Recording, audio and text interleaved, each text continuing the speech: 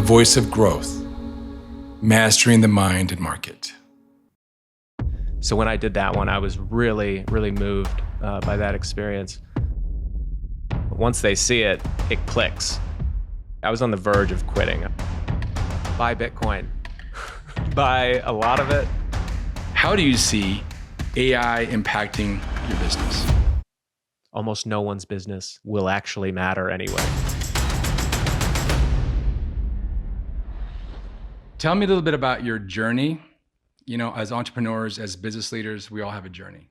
We all have that moment. We all have some time that, or even an event that causes us to break away from the traditional 9 to 5 or whatever you might have been doing to a new direction. Was there a moment like that for you?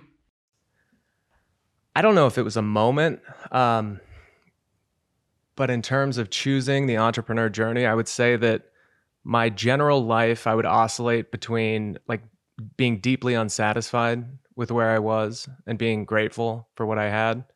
Been in hospitality for 20 years, but the gray hair is starting to come in. So it was pretty clear that I needed to make a change and start looking for an exit. You know, what's interesting is you mentioned hospitality. And for me, hospitality, having been in the restaurant industry myself, so my grandmother owned a restaurant, my mother, my aunt, my uncle, like the whole family was in restaurants. Yeah. So I grew up in that domain. I grew up being a busboy, being a waiter, you name it, everything except for a cook. And what I've learned is that having a background of hospitality gives you a certain amount of empathy. You know, in the pre-meeting here, we're talking about you being empathic, right? And I think we all have that, especially in hospitality. How have you seen that serve you in your new role?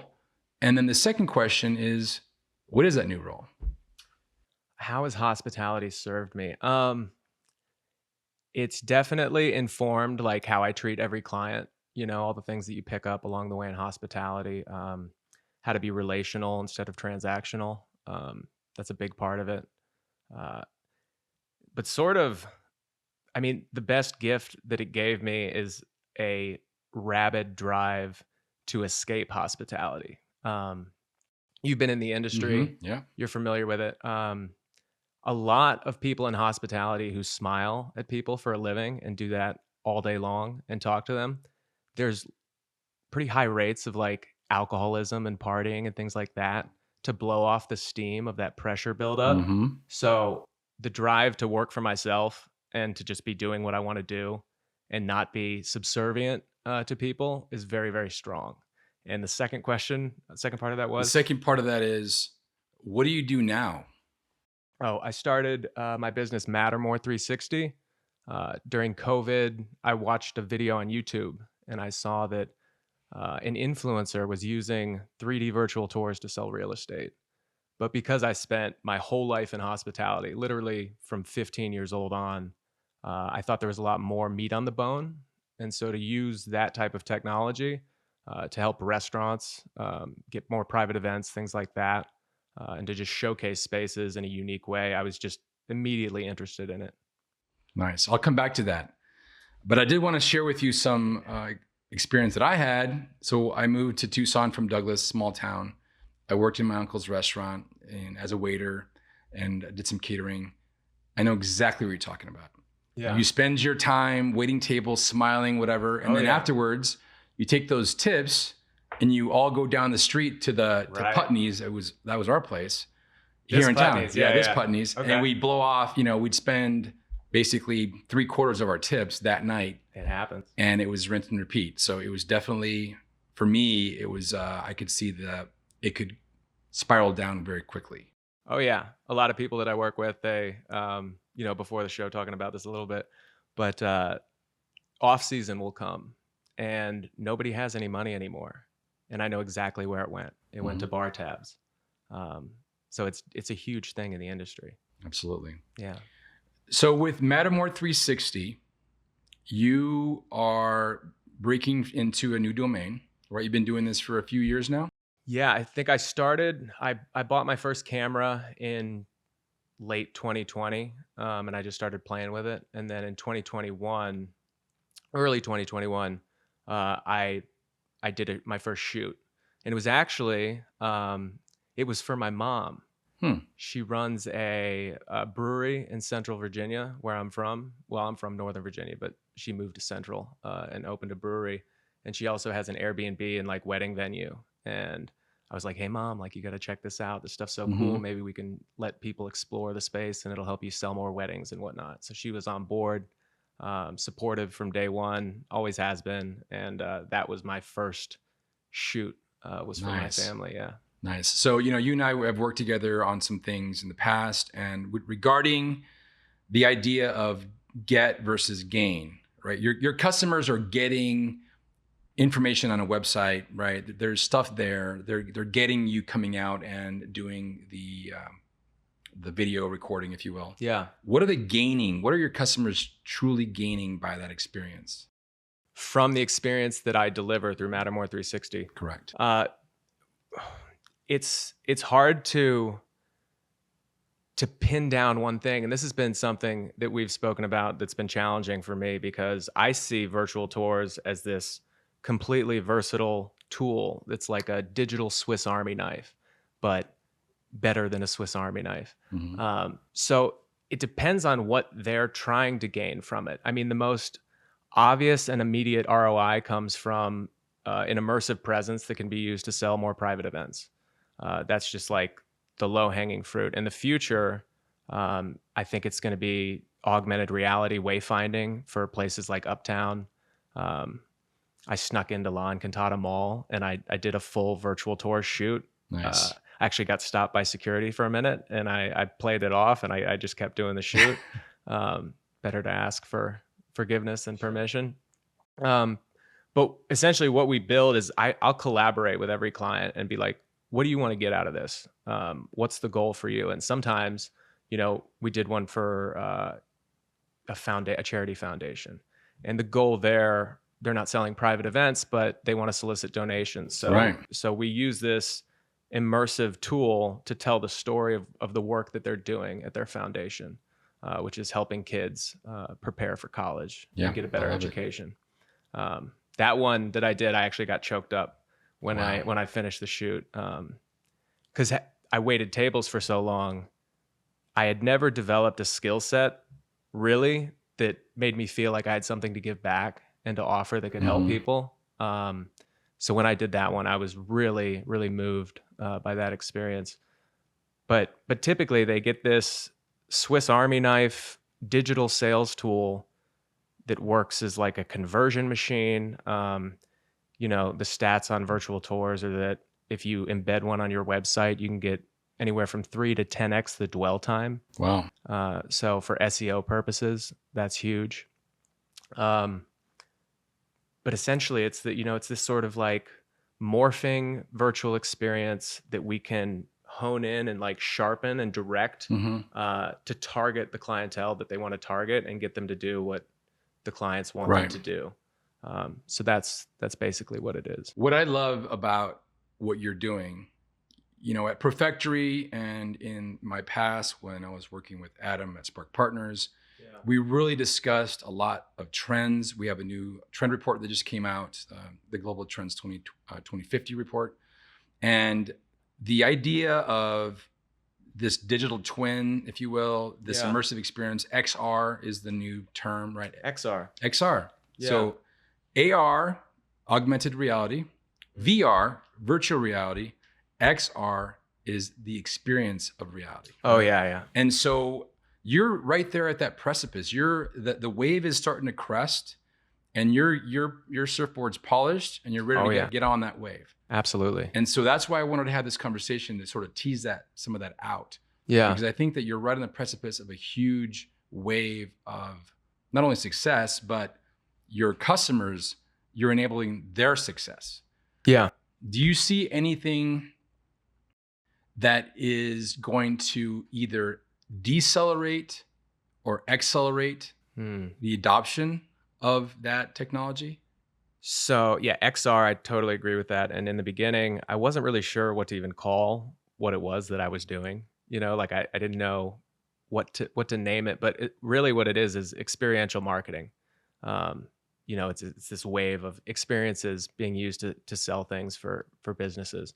And I don't think that's going anywhere. Still photographs and videos and, static, boring content is 100%. just, everyone's just numb to all that stuff. So I think this is definitely the way to go. In terms of the wave that's coming, I've seen some stuff that could decelerate adoption of what I'm doing. And it's AI renderings. AI is creating these virtual worlds that I think are going to be used for sort of a similar thing to what I'm doing. But it's artificial.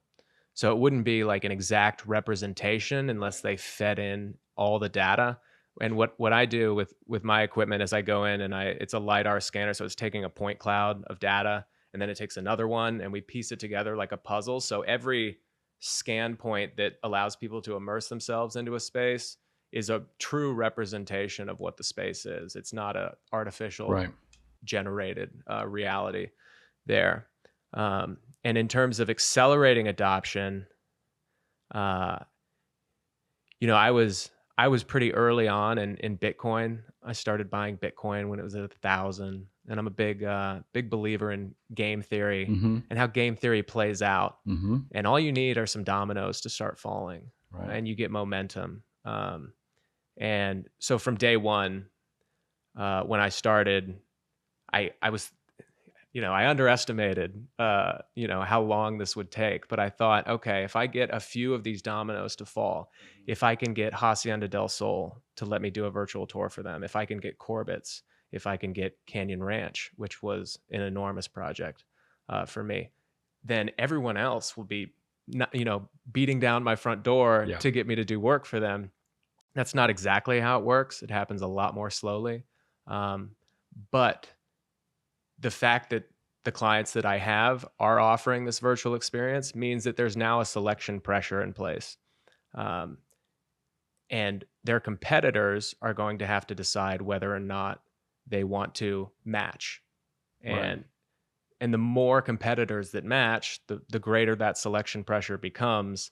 And so if you just really grind and you push that snowball down the hill, it'll start picking up steam on its own. And people are, I imagine it was the same way with email. A few people started using it. Nobody wanted to create a new email account until it became like the norm. And then it's like, if you don't have an email, like, what are you doing? My first business was in 1999.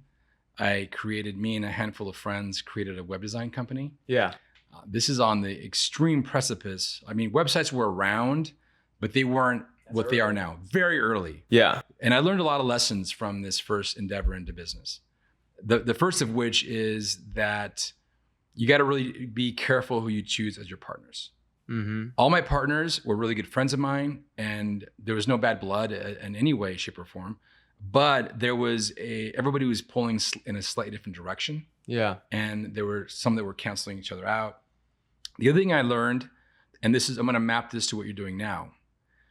We ended it very quickly. We stood it up, and like a year later, we took it down. We were just freshly out of college. We didn't really know what we didn't know. Hey, you're experimenting. But guess what? If we would have stuck with it, it would have been a different trajectory for all of us. And I'm not one to go back and cry over spilled milk. But the way I see your situation is you're that early pioneer. And every organization that has to showcase their space, a location, an experience, if they're not jumping on that gravy train now, they're going to miss a boat. And that was something that we discussed early on. Man, you've got a huge opportunity here to basically digitize the world, to use that term that you and I don't really like, but it's out there, the digital twin. Right. There's that whole experience there that is left to be told, right? Have you gotten much pushback in your endeavors? From customers or potential customers? No, I mean, it's hard to say. I've gotten ghosted by people, which is insanely frustrating and really unprofessional. But in terms of pushback, no, usually I'll reach out to somebody and I'll show them like a project example and say, hey, this is what we do. If you have time to chat or you want to do a quick walkthrough of your property, I can tell you sort of like how I would create something like this for you. And if people, I've played around with the idea of offering free custom demonstrations to every local business in Tucson that wants one, because over 90% of the people I meet with, and if I create a virtual tour for them as a custom demo, once they see it, it clicks. Something clicks in their brain. But before, it's like an abstract concept for a lot of people. Some people will say, hey, are you doing your video thing? And I go, well, sure, yeah, it's a video thing. So there's a lot of educating that needs to be done, and I think that'll only be done by more work being available for the public to see. But so other than having to educate people, I don't get much pushback, and then I know everybody's busy, so you get the occasional ghost, which is just wild. It's totally wild to me that people do that. It is something that, this podcast is about, obviously, the market and mindset. Yeah. And I did sales for almost my entire professional career, and I still do it now. We all do it. We're all salespeople. Yeah. What I've learned through time is that you have to really have I wouldn't even call it a thick skin. You got to just let go. And it's kind of a numbers game. Being in sales all my career, right? You get ghosted all the time. And the idea that you are a salesperson, people think that if you're a good salesperson, you'll take your rifle out and it'll be like a sharpshooter. Boom, boom, boom. But it's not that way. No. What you're doing is you're setting a bunch of snares, and some of those snares get squashed by rain. Some of them you get an animal here and there, but you just got to move on, right? And that's the whole idea of Stoicism of, you can't control the world. You can only control the world between your ears, right? Yeah. Have you ever had a moment in your career with this Mattermore360 where you wanted to quit? Oh my God, yeah. And I thought about this before we decided that we were going to do, when we were setting the time to do the podcast. Yeah, so many times. I mean, like at least half a dozen to a dozen times where I've just been like, oh my God, I don't know what I'm doing. Imposter syndrome kicks in. It's just like, who am I to think that I could figure this out and do this? Most notably, before I landed the project with Canyon Ranch, when I was 33 and a half, roughly, and I'm working in the restaurant like full time, and I was kind of, futzing with the business on the side and trying to figure it out. And like, what's this going to be? Is this even going to work? Are people going to like this at all? I told myself that by the time I was 35 years old, I would either go into restaurant management, and stop serving because the gray hair coming in and whatnot, or the business would take off. And on February 13th of this year, I closed the deal with Canyon Ranch. So sort of like, imagining things, manifesting them into existence. But before I landed that deal, I was on the verge of quitting. I was like, this is not working. I'm stressed out. I don't know what I don't know. And that was probably the most pain, because my 35th birthday was coming up, and I was like, I don't want to be a manager in a restaurant. Like, I don't want this. But I couldn't get anyone to call me back. I didn't know what wasn't working. I didn't know what was working, just didn't know anything. So there's been lots of those times that are super frustrating where you're incredibly stressed to the point of like feeling sick almost, but you don't know what to do to solve the stress. Right. And that like and sales as well, like the unpredictable dopamine schedule from something like sales is incredibly difficult for people to manage, and I'm no different than all those people. Right. Variable return is really difficult for people. Yeah, and there's a great story in if you've ever read the book Think and Grow Rich. There's a story in there about 3 feet from gold, and the idea is there's this person that buys a mine, buys all the equipment, starts digging, gets a little bit of gold initially, and starts making some money, and then they keep on digging, and the gold runs out. and they're just pushing and pushing, and they get to the point where they're like, I'm done. They throw in the towel. They sell the mine, they sell the equipment for pennies on the dollar. Yeah. And somebody else comes in, jumps in the same mine, in the same hole. 3 feet later, they hit a massive vein of gold. Right. And that, to me, that book, that experience, that story rings so clear. And I can't even tell you how many times that's happened to me, where you get this exhaustion, this like entrepreneurial exhaustion, and you're at the point where you want to quit, but you just hang on for that little extra, and it'll take you through that 3 feet of gold. Yeah. And a lot of that lesson is from my grandmother. My grandmother, she's still around. She's healthy. And she's like, if you get depressed, if you get sort of the blues, you keep moving. Yeah. Right. You just do whatever, get up, Right. sweep, make food, whatever you got to do, just keep moving. Yeah. And so that's always been, to me, a lesson that I've taken to heart, because it's just massively important. Yeah, I think absolutely. Just keep pressing, but then you wonder, sometimes the guy mines the gold and there isn't more gold 3 feet in. So, you have to, in certain things, I think you have to know when to just cut, like if you're investing or something, you have to cut a bad investment. So you kind of have to, it's good to persist and to press on, but you also have to like measure things, Right. so you can try to predict whether or not there's gold ahead. And I think that the fact that you're a smaller company gives you an advantage. As you get to be a bigger company, your ability to be nimble and move becomes more difficult. Yeah, absolutely. And a lot of the big corporations that end up getting on the ropes and then dying, they're almost too big to move. Imagine Toys R Us when they had 2,000 stores out there competing against online sales. Could they have been more nimble and restructured their business to be more of a warehouse business? So it's like an Amazon, where there's still a storefront, but they ship from those stores. Absolutely. Yeah. But you're also cutting against the grain of the shareholders, stockholders, the brick and mortar places. You're going to get a lot of pushback. Well, they didn't push hard enough. They didn't push smart enough, and now they're gone. Yeah. So I think you've got some value in there that you're able to be nimble. The other thing that we talk about at Perfectory is, of course, I mentioned trends. The more trends you can align with your business, the more successful you'll be. So I look at your business, and there's a whole bunch of trends that you're aligned with. Obviously, the XR, AR, VR space is huge. Mm-hmm. There is a personalization kind of mindset as well. This immersive experience, and businesses are struggling to get attention. And yours is sort of ahead of that. You're creating a new domain of attention for their customers. That's really powerful. Yeah.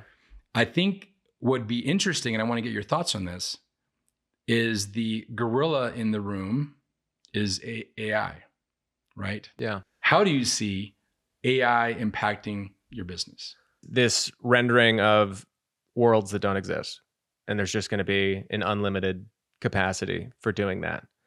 So a resort or a hotel might just start taking a few photographs, and then AI will create this whole fake reality, virtual reality of that resort. But it wouldn't be as accurate yet. But it's so hard to tell.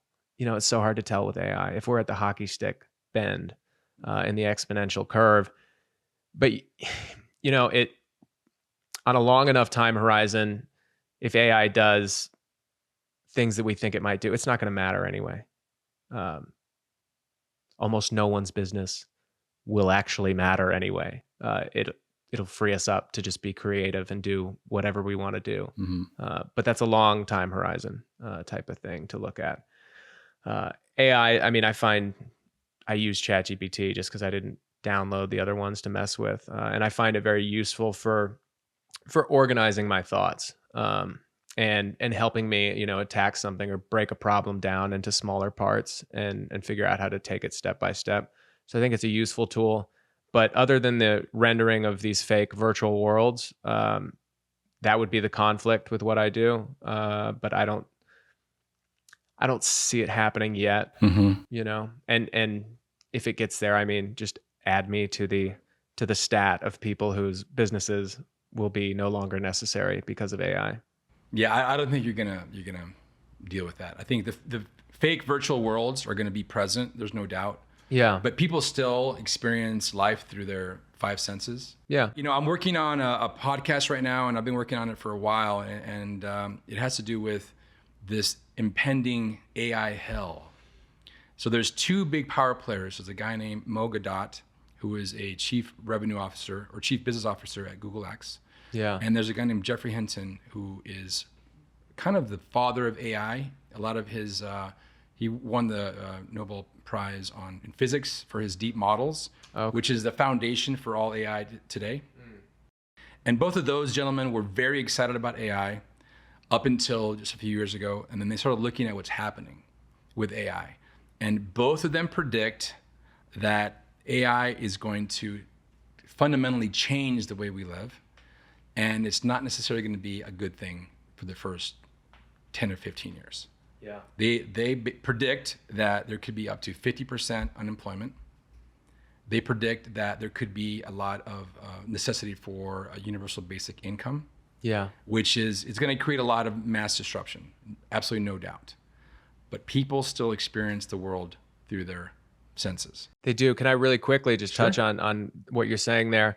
Yeah, absolutely. And I think there's a good argument to be made that because AI and everything it's learning is drafting off of human achievement and human accomplishment and what we've all contributed to the internet so far, I'm usually not in favor of things like this, but I think with something as powerful as AI, there's an argument to be made that, whatever revenue or gains are made through AI need to be redistributed to everyone.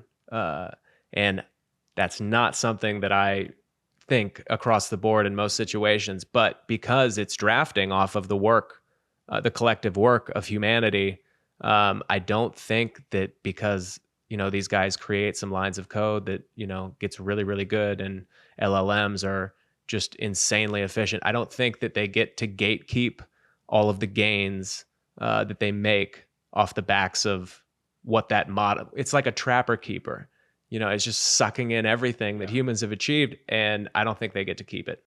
What's interesting about what they're saying, what they're predicting, is the idea of a utopia, right? We've all have this idea of this panacea where there's no disease and we're just sitting around the campfire talking, discussing philosophy, and our basic needs are sort of met.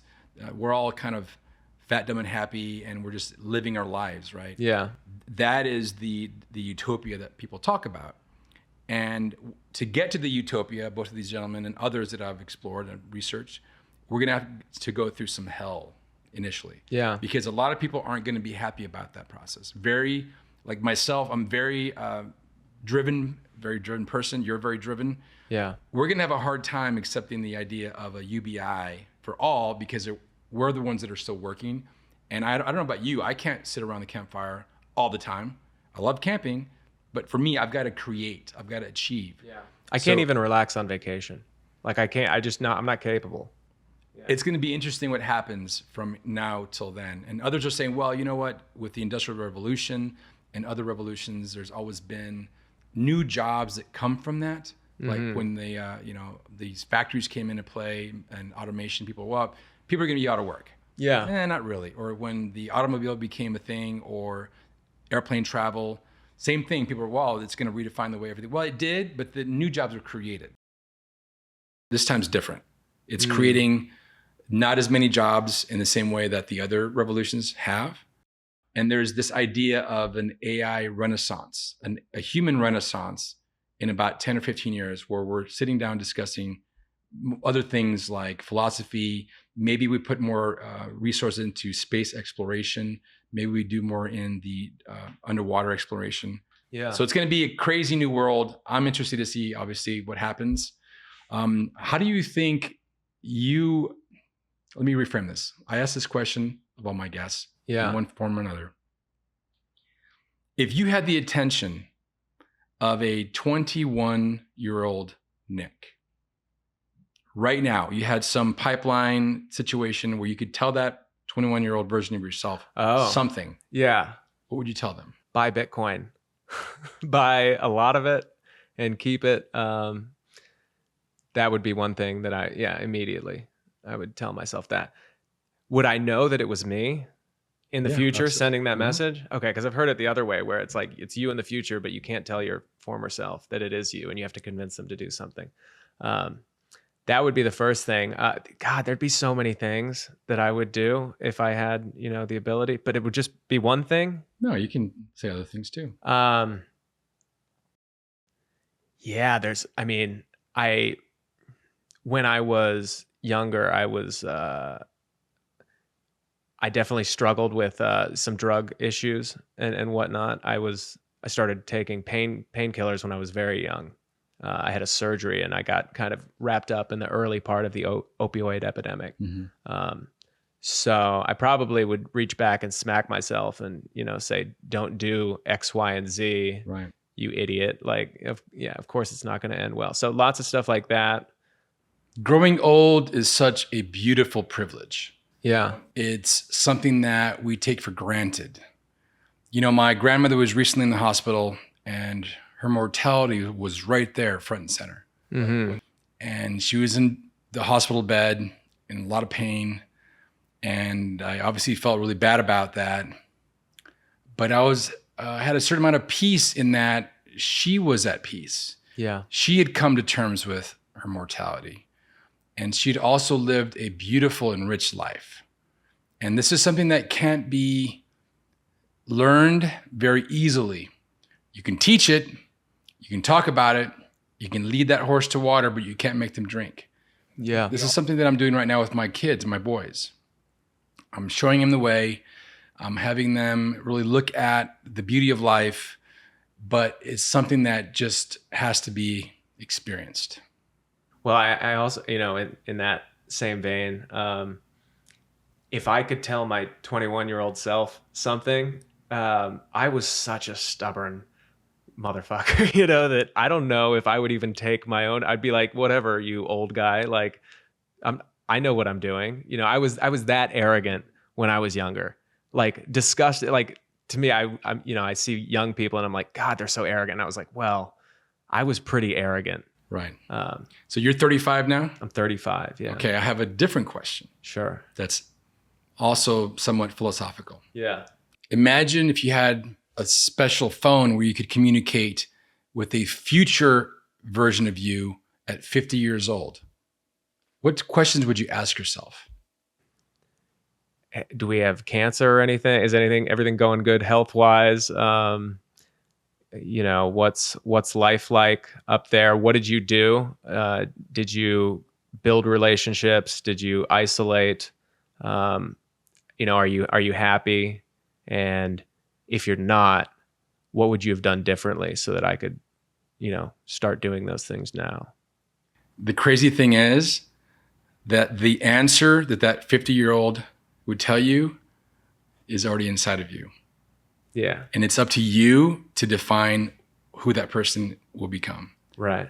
That's the crazy mind meld, is like looking out in the future. It's hard to say where we're at, but we have today, right? We have the present is all we have. Yeah. 30 minutes ago, when we started this podcast, is gone. It's in the past. Right. 30 minutes from now, when we're off on our day, hasn't come yet. Yeah.